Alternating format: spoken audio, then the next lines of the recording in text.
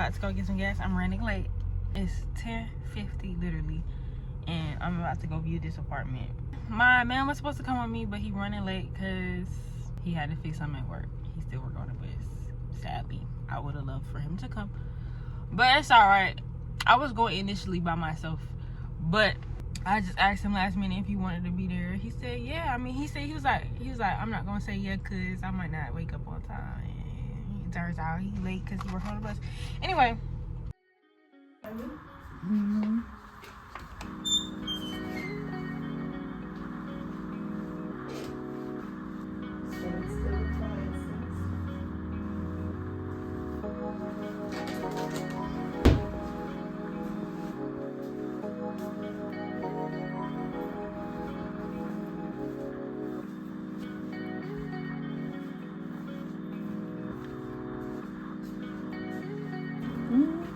Are these like newly renovated and everything like that? So I'm back from this ghetto ass tour that I just took.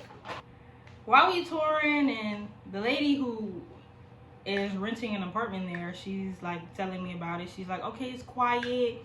You're not too far from the lounge, but I did see a baby roach, you know. Okay, because I was looking on the reviews and there was a lot of reviews talking about, oh, it's roach infested, trash is never taken out, the pool has not been working.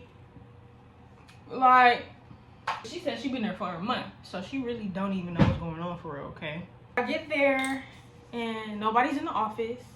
Walk in, have to go around to the office. Somebody already talking to somebody. I asked her, hey, how you doing? I'm here for a tour. She said, okay, I'll be with you in a second, whatever. Go sit down, take a seat. Go sit down. Been there 20 minutes down there for somebody else walks in. She's like, hey, how y'all doing? Who is here first? Boom, this lady over here. So she go to the back, talk to the lady that's been there for a month. Then she asked me if this is my first apartment, my young, do I got kids type thing, you know what I'm saying? Blah, blah, blah. So I tell her what the fuck going on. Then she go tell the landlord what I just told her. Okay. So that's a red flag right there, because she talking about my business, who am I, what's going on. I don't really like that. I just want to take my tour. Who are you? You know what I'm saying? I don't want to do all that. I'm not even trying to move here. So she's telling the landlord, yeah, I'm finna move here. Like, I didn't say that. I never said that. I never said that. I'm just taking a look. I literally told her I'm just taking a look. Okay, whatever. That's what people gonna do. People gonna talk. People gonna gossip. Gonna mess up your words, because I never told her I was moving in, which is so crazy because people would dead ass put words in your mouth. But she takes me to a 2-bedroom. Mind you, I'm looking at a 1-bedroom, but she takes me to a 2-bedroom. You walk in, she's like, so this wall right here will be cut off, which is the 2nd bedroom. This wall will be cut off. Like, why you didn't take me to the 1-bedroom when I'm renting? Okay, look around. It's a nice apartment, actually. It's everything I'm looking for. But I'm looking around. I don't really feel comfortable enough to ask her any questions, like go too deep into detail, because it seems like she's not really open to it. And what solidified that was when I turned on the water in the bathroom. She's like, not you turn on the water like it's a joke. Like, I'm making sure everything is working. Like, it's not that obvious to you? You know, feel your surroundings. Who is talking to you? Who is the landlord? You know, what is she focused on? Is she focused on answering your questions? Is she more worried about you moving in? You know what I'm saying? Because she kept asking me, when am I trying to move in? And then I asked her if the pool was working, and she was like, no, it's not working. It's winter type shit. Like, I didn't ask you that. Is the pool working or not? You know we're not going to use the fucking pool in the winter time. You know I'm talking about in the summertime. So I said, in the summer, like, is it working? And she said, well, right now it's under maintenance, and it's been under maintenance for a minute, whatever. So basically it hasn't been open, but she said it's going to be open this summer or whatever. Is it working or not? Yes or fucking no. Should I do my makeup?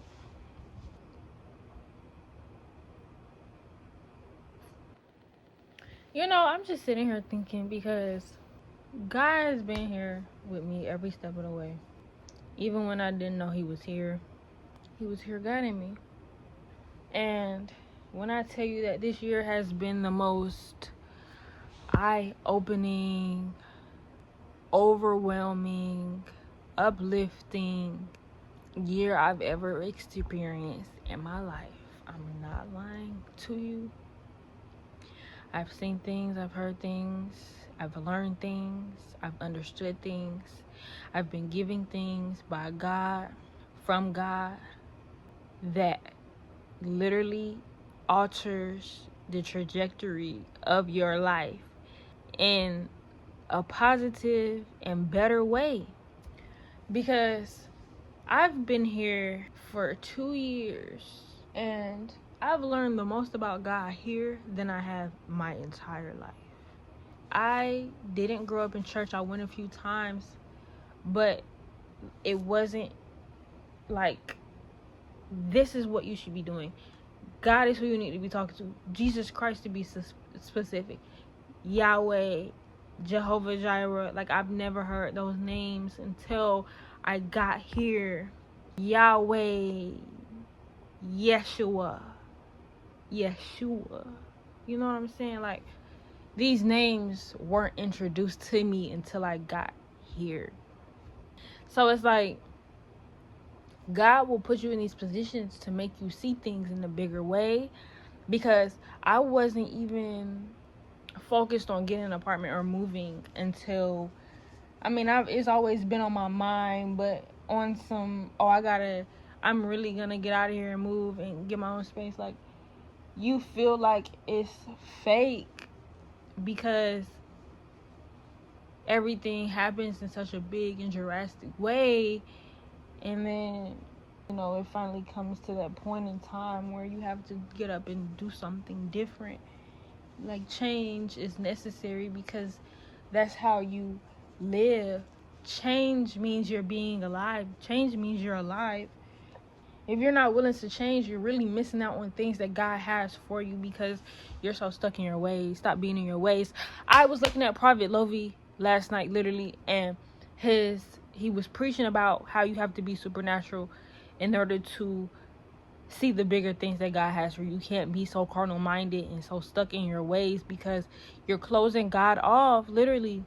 And this year I have opened up to God in so many different ways, and he's literally shown me that this life is surrounded by Jesus Christ himself. Jesus Christ came down here to die so that you can live and be free. You get what I'm saying? To be able to even experience the simple things of life, like getting an apartment. That's simple. That should not be difficult. Them raising these prices on these rents and these mortgages and these cars and these gas. No, that should not be hard. That should not be difficult. You should be able to do that. Especially with the life that the society and the generation that we're living in. We're living in a digital age. Technology is booming. Like, there's no reason why it's difficult for people to pay their bills and get groceries and eat a decent meal. That's wrong. It's diabolical. That is not of God. And he's showing me that, yeah, you can do this with me. You don't have to go out here and be a bottle girl and be a stripper and do these things that you don't want to do to pay for this thing. When all I want to do is just be in my own space and talk to God. So you have to think about stuff like that. Like, this stuff shouldn't be hard. I should have been able to be, confident enough to be able to get up and go. I should have been able to have the funds to be able to get up and go. Even if I had the funds, I should have been able to, you know what I'm saying? Like, feel the fact that, okay, I can get out here and move and do my own thing without no hesitation. I shouldn't have fear around that. That should not have been there. So, it's like, growing up and growing closer to God, he'll, let you see things so you can be like, okay, so you can come to a realization that life is really lovely. You just have to want to see it. And that's just what I've been dwelling in for a minute, because I've been feeling this shift for a long time. It's a huge shift. And you have to be physically, mentally, spiritually, and emotionally ready to move. You can't just move and just move, because then you might be moving into the same thing. You get what I'm saying? You have to nip things in a bud where you're at, face the problems, face the fear where you're at, because It might follow you where you're going. But now I'm able to say that God is with me. God is here. God is moving me into a place that he wants me to be, so that I can enjoy the blessings and the life that he has for me. Follow God, man. Follow him, because he loves you. He wants you to experience life. That's what he created us for, to live, to be alive, to breathe. That's what he came down here and died for. He gave his life up so that we can live, so that we can be free. He gave his life up. Really let that sink in. Our creator, the creator of the world and the universe that you live in, gave his life up so that you could live, so that you could be free from your sins. And I guess it's the reason why he want me to record this entire process, because I'm gonna look back on this and be like, how beautiful is this? I'm in this moment, I'm living. And sometimes I be at work and I be so irritated and I be so down, I be ready to get up and go. And it's like, for what? I'm leaving all this behind. If I do that, I'm letting the enemy win. If I sit there and let that happen, if I quit, if I stop going, if I stop showing up, why would you do that when God literally did everything he could to make sure that you experience this moment, and the moment that he's handing you? Don't be foolish. Don't be an idiot. Don't be slow. Don't be arrogant. Don't be selfish. Don't be a loser. Don't be a coward. Because really, he already did the hard work. He did all the hard work. All of it. Every bit of it. So the least I can do is get up every day and show up and be present in the presence of God and let him orchestrate and plan my life out. It's already planned. I just gotta walk in it. I just gotta keep walking in it. And I took the first step. I don't even want to say I took the first step, but I took a really huge step today by going on that tour and seeing the apartment.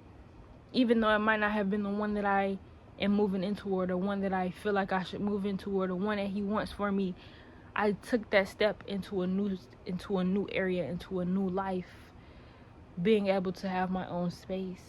And I took that first step, so that means that it's coming, it's on its way. It's just a matter of time. Amen. Hallelujah. And that's just what it is. I'm going to leave it right there. Hopefully you get something out of it. And if I'm watching this in the future, baby, you did it. You're amazing. And thank you, God. Thank you, Jesus Christ, literally, for everything that you've done for me. Because I've been through hell, literally. I've been through hell. So, you know, I not saying I deserve it, but I should be able to move into an apartment where I can be in my own space and not have to deal with something and somebody that don't want me here. Let me just go on and be about my business and do what I need to do for God, because I'm not going to keep coming into this space where I don't feel welcome, especially if I'm not even, doing anything against you, towards you. I could understand if it was a reason, but it's like, I can't sit around and wait for things to fall apart, wait for things to happen to me, and nah. I'm on to bigger, better things, and that's just what it simply is.